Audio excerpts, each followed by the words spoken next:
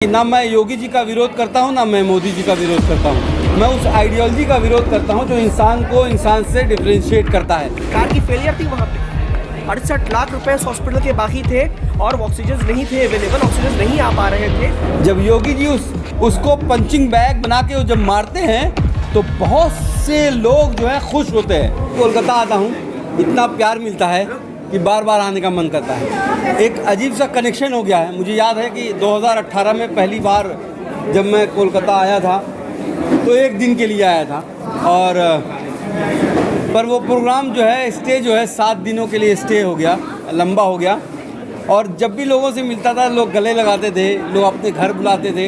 हालांकि हमारा खान पान डिफरेंस है, हमारा पहनावा डिफरेंस है, बहुत कुछ डिफरेंस है, पर इतना अपनापन मिला कि एज आ फैमिली की तरह। तो मैं बहुत खुश हूँ। कल मैंने हालांकि कोलकाता प्रेस क्लब में हमने लॉन्च किया था, पर आज मुस्लिम इंस्टीट्यूट ने कहा कि बहुत से लोग आपसे मिलना चाहते हैं और इतना प्यार मिल रहा है, आप खुद देख लीजिए कि चेहरा मेरा जो है दमक रहा है। ये एक बात आपको ये बात समझ में आनी चाहिए कि ना मैं योगी जी का विरोध करता हूँ, ना मैं मोदी जी का विरोध करता हूँ। मैं उस आइडियोलॉजी का विरोध करता हूँ जो इंसान को इंसान से डिफरेंशिएट करता है। और ये तो सारे चेहरे हैं, कहते हैं मुखौटे। खुद अटल बिहारी वाजपेयी को उनके ही सैनिक ने कहा था कि ये मुखौटा पहने रहते हैं। तो अटल बिहारी वाजपेयी जी आए, आडवाणी जी आए, उसके बाद मोदी जी आए, उसके बाद योगी जी आएंगे और फिर आते ही रहेंगे। हम सबको ये समझना है कि अल्लाह ने हम सबको बंदों को जो बनाया है सबसे पहले सिखाया है कि इंसानियत, इंसान को इंसान से डिफरेंशिएट नहीं करना है। I believe in Allah, that is my personal choice, but I don't discriminate any people on the basis of religion और कास्ट। तो डॉक्टर साहब एक बात और है कि जब आपको पुलिस ने पकड़ा था तो सबसे पहले बंगाल से आवाज़ उठी थी डॉक्टर कफील को रिहा करो, जो कि मोहतरमा असमत जमील ने शुरू किया था। तो क्या लगता है उनके मौत के बाद आज मौत के बाद उनको भुलाया जा रहा है कहीं ना कहीं, जो कि नो एनआरसी मूवमेंट भी बंगाल में उन्होंने ही शुरू किया था। देखिए कोई भी जो लीजेंड जो है मरते नहीं हैं, वो हमेशा जो है ज़िंदा रहते हैं किसी न किसी फॉर्म में, किसी न किसी एनर्जी में। अगर आज हम सब आपके साथ खड़े हैं तो एक एनर्जी हो रही है, आप भी वो महसूस कर रहे होगे। हम एक दूसरे से कनेक्टेड हैं, एक वाइब होती है और जो है वो वाइब अभी भी ज़िंदा रहती है। ना महात्मा गांधी मरे हैं और ना ही कोई मरा हुआ है। और इस्मत आला साहब की बात की मैंने, आपने इस्मत जमील की जी, तो वो जो है मरे नहीं हैं, वो हमारे बीच में हैं, उनकी बातें हमारे बीच में हैं। हमको उनके उसूलों से और उनके जो बताए गए रास्ते हैं, जो बताए गए सिखाए गए कायदे हैं, उन पे अमल करना चाहिए। और उसी पे अगर हम कायम रहेंगे तो सबसे ज़्यादा हमको मुझे लगता है कि उनके लिए हमारी जो है तिलावत रहेगी। और कहते हैं ज़िंदगी के बाद जो दूसरी दुनिया है उनमें उनको सहूलियत मिलेगी। आपसे, आप सबसे ये जो हुजूम देख रहे हैं ना, जो प्यार मिल रहा है ना, इससे मिलती है। ये किताब भी कोई छापने को तैयार नहीं था। जब मैंने ये किताब लिखी या कंप्लीट की तो मैं ऑक्शन के लिए गया ऑल ओवर वर्ल्ड पे, और मैंने जो है आपको यकीन नहीं होगा, इंडियन के जितने पब्लिशर हैं सब ने कहा ये पार्ट हटा दो, योगी जी वाला पार्ट हटा दो, तो इसको कर दो। कोई भी तैयार नहीं हुआ। ये पैन मैकमिलन है, ये ब्रिटिश पब्लिशर हैं, ये यूके के हैं, इन्होंने हिम्मत की और इसको कहा कि बिना काट छाट के छापेंगे।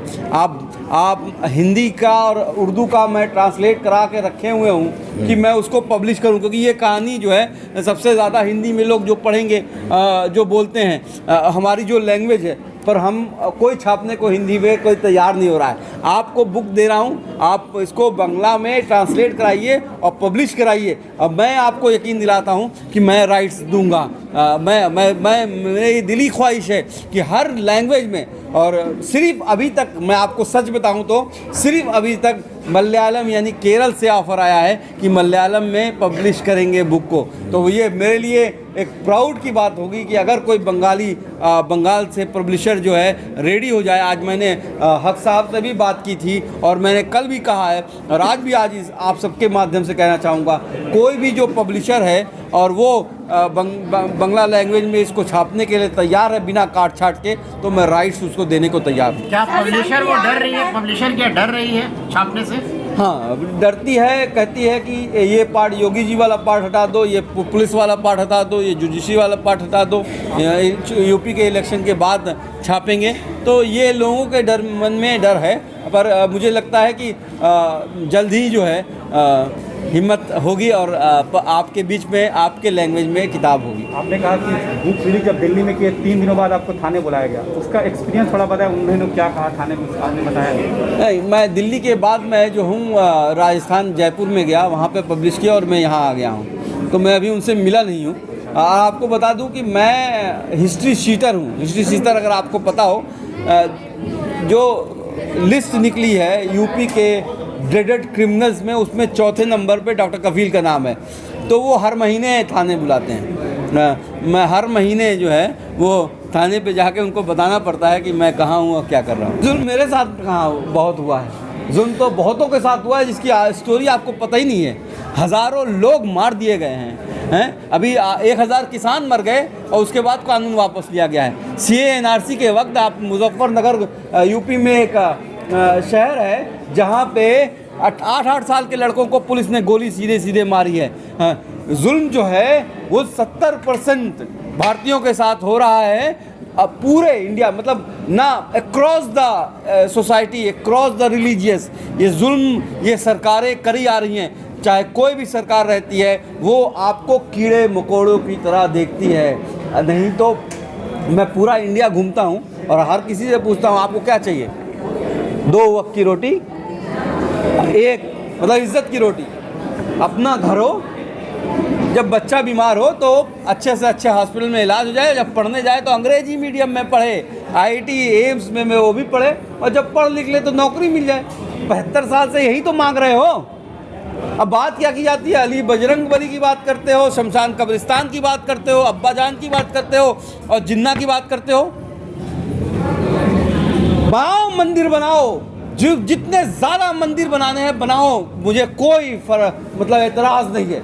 मैं आपका समर्थन करता हूँ, जितने मंदिर बनाने हैं, जितने मस्जिद बना लो, पर कम से कम हॉस्पिटल तो बनाओ। आपके ही बच्चे मर रहे हैं, आपके ही लोग मर रहे हैं। गंगा, जो जिस गंगा की पूजा करते हैं हमारे प्रधानमंत्री, वहाँ उसी गंगा को मैली कर दी। हज़ारों लाशें हमने वहाँ पे देखी। तो आप जो है बेसिक की बातें कीजिए। देखिए, जुल्म जो है सिर्फ डॉक्टर कफील के ऊपर नहीं हो रहा है। डॉक्टर कफील एक चेहरा है, एक सिंबल है। जब योगी जी उसको पंचिंग बैग बना के जब मारते हैं तो बहुत से लोग जो है खुश होते हैं, जिनके दिमाग में धर्म के नाम की जो अफीम है खिला के उनके जहर, उनके दिमाग को जो है कुंद कर दिया गया है, उनको बरगला दिया गया है, वो खुश होते हैं। योगी जी की कोई पर्सनली हमारी कोई लड़ाई थोड़ी है, हम लोग एक ही गोरखपुर के हैं भाई। मैं तो यही कहूँगा कि एक वक्त था जब पूरा भारत बंगाल की तरफ देख रहा था और हमारे प्रधानमंत्री से लेके होम मिनिस्टर से लेके पूरा कैबिनेट बंगाल में जो है आके जमा हुआ था। जब कोरोना वायरस से लोग मर रहे थे, बड़ी बड़ी रैलियां की जा रही थी और ये कोशिश कही जा रही थी कि बंगाल जो है आखिरी किला है, पूरे भारत को हमने ढहा दिया है, बंगाल जो है आखिरी किला है, अगर इसको फतह कर लेंगे तो हम पूरे इंडिया में फतह कर लेंगे। पर बंगाली अस्मिता ने दिखा दिया कि ना हम हिंदू हैं, ना मुसलमान हैं, ना सिख हैं, ना ईसाई हैं, ना यूपी के हैं, ना बिहार के हैं, हम पहले बंगाली हैं। और ये एक जो संदेश गया है, जो इस वक्त कोशिश की जा रही है कि यूपी का जो किला है उसको बचा लिया जाए तो 2024 में भी हम जो है फतह हासिल कर लेंगे। तो मुझे लगता है कि यूपी वालों को बंगाल से सीखना चाहिए कि आपको धर्म को भूलना होगा, जाति को भूलना होगा वोट देते वक्त। आपको रोटी, कपड़ा, मकान, स्वास्थ्य, शिक्षा, रोजगार, जो कोरोना के टाइम पे जो मिसमैनेजमेंट हुआ है, जो इन महंगाई बढ़ी है, जो हमारे home minister, junior home minister के लड़के ने कैसे रौन दिया है, जो औरतों का मतलब बलात्कार भी होता है, उसके बाद रात में पुलिस जला भी देती है। मैं 1-2 हाथरस की बात सिर्फ नहीं करूँगा, बहुत से होते हैं। चिन्मयानंद जो हैं, उनके जो आश्रम है, वहाँ वो लड़की जो है बेचारी के ऊपर जब उसने इल्ज़ाम, मतलब जब उसने केस किया तो उसी को जेल हो गई। सेंगर के साथ जो विधायक थे बीजेपी के, उस लड़की को उसके फूफी मर गई, उसके जो है मौसी को कार ने जो है कुचल दिया और उसको कोर्ट ने बरी भी कर दिया है सिंगर को। तो ये होता है यूपी में, ठोक दो की नीति चलाते हैं। तो यूपी वालों को 5 साल में समझना चाहिए हुआ क्या है, क्या प्रोग्रेस हुई है, क्या डेवलपमेंट हुआ है। प्रॉब्लम सिर्फ इन पॉलिटिशियंस के साथ नहीं है। ये जो मैं दस्तावेज़ लेके घूमता हूँ, अगर आप पढ़िएगा तो ये इतने ख़तरनाक हैं कि आज जब दुनिया में ट्यूबरकुलोसिस ख़त्म हो गई है तो 5 लाख लोग टीबी से मरे जा रहे हैं। हर दूसरी महिला जो है एनीमिक है, हर दूसरा बच्चा कुपोषित है। डायबिटीज़ कैपिटल बन गया है इंडिया। एड्स HIV के जो लोग हैं 3रे नंबर पे इंडिया में हैं।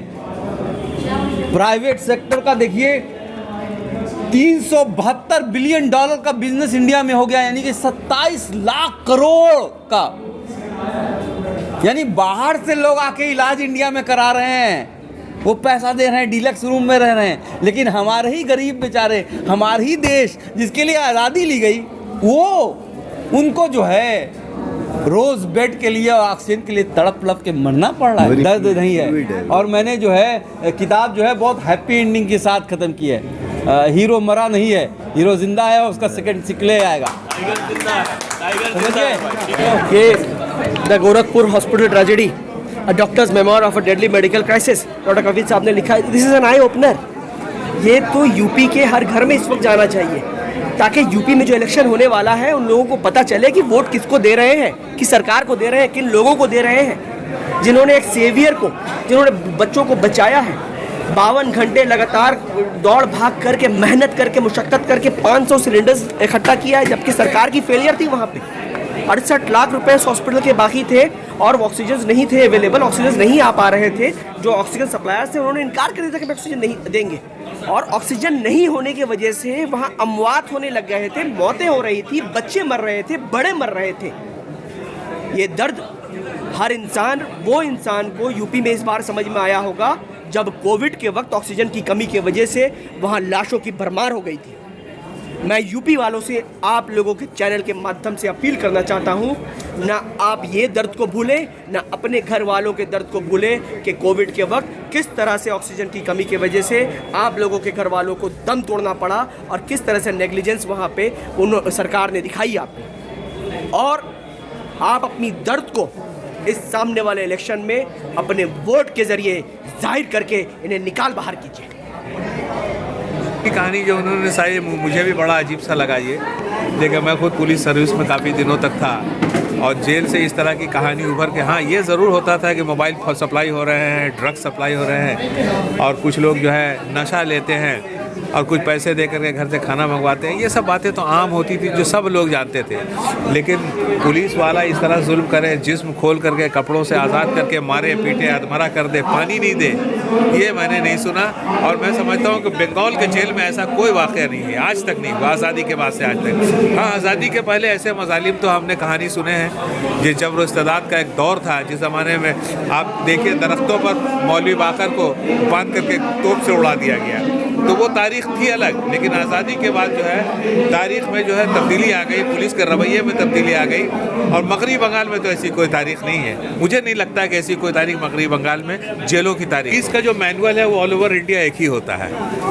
अब ये सरकार पर डिपेंड करता है कि वो पुलिस को किस तरह हैंडल करती है, ठीक है ना। अब यूपी की पुलिस योगी के हुक्म पर चल रही है, कानून से नहीं चल रही है, तो ये योगी का मामला है। हमारे यहाँ वेस्ट बंगाल स्टेट में हमारी जो मौजूदा हुकूमत है, उसके वज़ीर आला ने भी कभी पुलिस को नहीं कहा कि तुम बाई लॉज को छोड़ करके आगे बढ़ो, सिस्टम को छोड़ के आगे बढ़ो, इंफ्रास्ट्रक्चर को छोड़ के आगे बढ़ो। और इससे पहले वाली हुकूमतों ने भी ऐसा नहीं कहा। तो पुलिस यहाँ सिस्टम से चलती है, पुलिस यहाँ किसी के हुक्म से नहीं चलती। कुछ बातें ऐसी होती हैं जो मानना पड़ता है हालात के तहत। जैसे मान लिया जाए कि यहाँ जो मीटिंग आज होने वाली है, अगर हमारे हुकूमत को ये महसूस होता है कि कुछ शरपसंद नासिर, दहशतगर्द लोग इस मीटिंग को सैबोटेज करना चाहते हैं, हंगामा करना चाहते हैं, तो हुकूमत हमसे ये कहती कि आप ये मीटिंग को पोस्टपोन कर दीजिए, मीटिंग को मुलतवी कर दीजिए। वो एक दूसरा नज़रिया होता है, लेकिन हुकूमत कभी इसकी मुखालफत नहीं करती है। इसलिए कि हमारे यहाँ जो बोलने की आज़ादी है, right to freedom of speech and expression, वो कॉन्स्टिट्यूशनली हम लोग मानते हैं, पहले भी हमने देखा है। और आज तो बहुत ही हम समझते हैं कि इस सिलसिले में आज़ादी है कि हम लोग अपनी बात दूसरे तक पहुँचा सकते हैं। हिंदुस्तान देखिए, ना मुसलमान का ना हिंदू का, हिंदुस्तान सबका है और हर आदमी के सामने परेशानियाँ हैं। गरीब चाहे वो हिंदू हो, मुसलमान हो, सिख हो, ईसाई हो, वो गरीब है। 2 वक्त की रोटी उसको भी चाहिए, हमें भी चाहिए, पानी उसे भी पीना है, हमें भी पीना है। तो हमारी हुकूमत ऐसा नहीं करती है कि हम पुलिस को टूल नहीं बनाती। अब मोदी और योगी अगर टूल बनाते हैं तो ये उनका मामला है। तो बात बिल्कुल सही है। और कफील साहब ने कहा कि वो किताब और लिख रहे हैं, मैं ज़ाती तौर से उनसे बात करूंगा कि अगर वो चाहें तो इसका Urdu version, Bengali version, Hindi version कर लें, ताकि हमारे जो बंगाली भाई हैं वो पढ़ सकें कि क्या क्या जुल्म हुआ है उन पर हुकूमत की तरफ से, क्या क्या जुल्म हुआ है आरएसएस माइंडेड पीपल की तरफ से, क्या क्या जुल्म हुआ है बीजेपी वालों की तरफ से। ये बात होनी चाहिए। हिंदू भाई भी पढ़ें, बंगाली स्पीकिंग भी पढ़ें, हिंदी स्पीकिंग भी पढ़ें, ताकि उन तक ये बात पहुँचे। और हम उनसे बात करेंगे और हम कोशिश करेंगे कि वो किताब दूसरी ज़बानों में भी आ जाए, दूसरे ज़बानों में इसका ट्रांसक्रिप्शन हो।